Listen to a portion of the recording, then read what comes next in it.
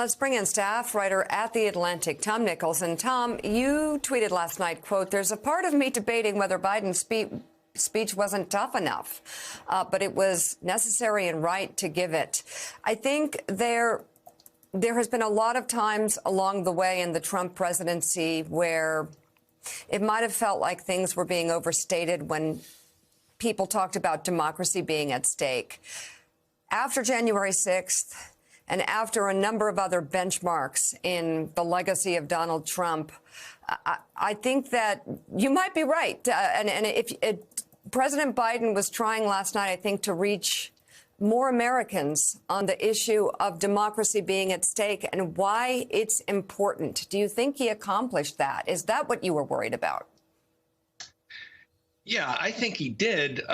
Although because, we've all lived with this for so long. I wanted to see even more urgency about it. I think he said, first, I think if the president hadn't given this speech, he would have been derelict in his duty as the chief executive in his constitutional duty to defend the Constitution of the United States. The Constitution is under attack. It's under attack from from the majority of an organized political party. And for him not to acknowledge that reality in public would have been a dereliction of his duty. But I thought the attempt to divide out the MAGA Republicans, I understood why he had to do it. That was a political formula to say, I understand that there are still somewhere out there centrist Republicans, but the MAGA Republicans have taken over the institutional Republican Party and its elected members. There are, when he talks about working with Republicans, I think it's a tough sell to say, who are they? Who are these, rational and reasonable Republicans left that you're working with? And I think, to hit that point, to say, look, this isn't, this is not, and he did say this, these are not normal times. This is not a normal political movement. And then there was a kind of a digression in things like prescription drugs and other stuff that I think probably didn't need to be in the speech, but to kind of pound the lectern and say, as he did when he said, vote, vote, vote, because this is not just another petty policy disagreement. This is for all the marbles.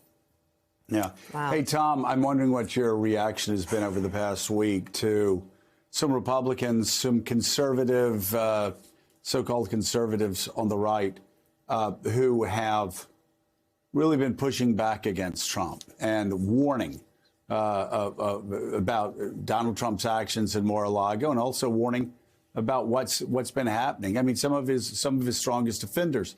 I mean, you have Andy McCarthy in the New York Post, who eloquently wrote a couple of days ago that Donald Trump, it looks like, committed obstruction of justice, that there's a pretty open and shut case for obstruction against Trump there. The Washington Times publishing op-eds saying the same thing. Ben Shapiro earlier this week with a thread that very clearly pointed out to Republicans that if they wanted to win elections, they needed to stop obsessing over Donald Trump and move beyond Trump. Brit Hume, a guy who's defended Trump and Trumpism a good bit through the years, saying the same thing, going, listen, the only thing this guy does is inspire Democrats and rev up independents to vote against us. So I'm curious. We don't think any page is being turned on Trumpism, but that's about as much of a shift as I've seen in quite some time. What was your take on it? Yeah, I'm less impressed by that, Joe. First of all, a handful of pundits, saying the obvious thing that's right in front of all of our faces, doesn't give me a lot of hope, because there are two things about that. One of them is you still have potentially the next Speaker of the House talking about the, the sparking electric cord, jolting his heart and in his usual kind of flat-footed rhetoric. And you're not hearing this among the Republican electeds, who are still plenty afraid of their own primary voters. They're not afraid of Trump so much as they are afraid of their their own voters.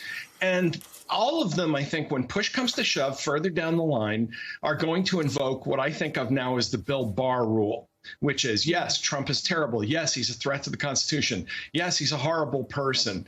But the left is so dangerous that even Trump, if even Trump is the nominee, well, what are you going to do? The left is simply beyond, it's such a hazard that I'll be left. And then they'll point back and say, I did say all this stuff. I did warn about it. I called out my own guy.